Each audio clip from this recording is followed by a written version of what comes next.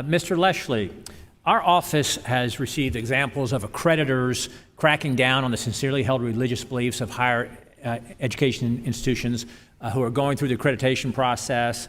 As you, I'm sure, know, the president of SACS, the accreditor for schools like UNC in North Carolina, announced a desire to investigate that school for its decision to create the School of Civic Life and Leadership, which had been unanimously supported by their board of trustees for its emphasis on free expression. And just last year, the ABA adopted a new standard for accreditation that requires law schools to provide curriculum on bias, cross-cultural competency, and racism education. They also adopted a non-discriminatory policy that includes gender identity and sexual orientation. And then the Liaison Committee on Medical Education, which accredits medical schools, as you know, has DEI requirements in place. And faculty and institutions, if they are in danger of their programs failing to meet accreditation requirements if they object to these, do you think it's proper for an accreditor to threaten institutions seeking to operate according to their sincerely held religious beliefs by forcing political litmus tests on them through DEI requirements, gender identity, non-discrimination requirements, things like that? Accreditors should not run colleges. They should regulate the outcomes of colleges fairly and precisely.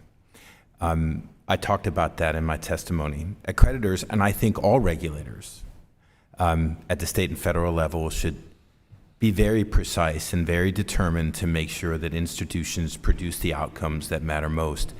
And then after that, they should leave colleges alone to specialize, to evolve, and very importantly, to serve with enormous variety and almost infinite interest among student populations in colleges with varying interests, priorities, and designs. And since we believe in that, we would also not micro-regulate the issues that you describe. We would not require a college to have a DEI policy, nor would we object if they had one. It's their business. So within the boundaries of the law, of course, a college should be somewhat free to be the kind of college that it wants to be, that attracts students and parents, helping their students to make decisions, focuses perhaps on academic excellence and academic outcomes. The accrediting institutions should focus on those. Changing gears for a moment, moving towards the cost of higher education, and this will be towards Dr. Gillen, rather.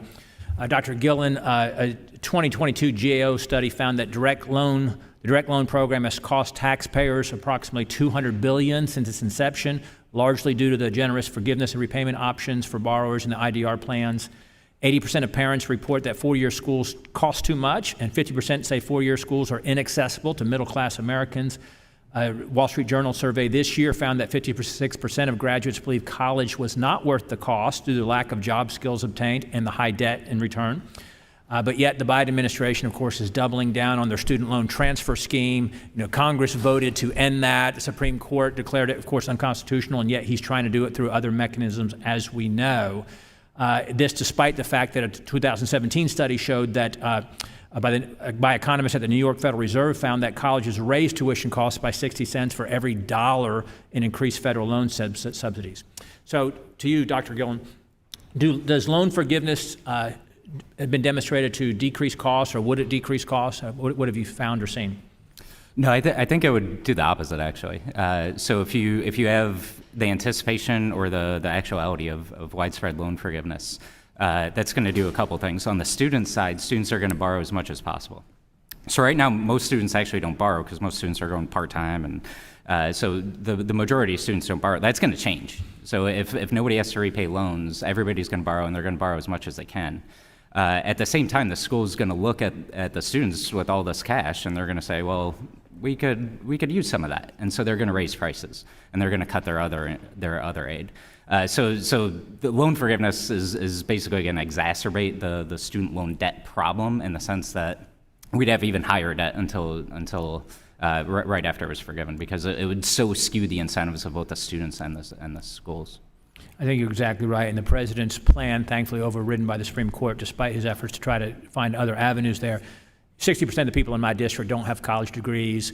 His student loan transfer scheme to them to have to pay for it would apply to families making up to $250,000 a year, which is far beyond the average income within folks in my district and most districts throughout the country, I'm sure. And with that, I yield back, Madam Chairman.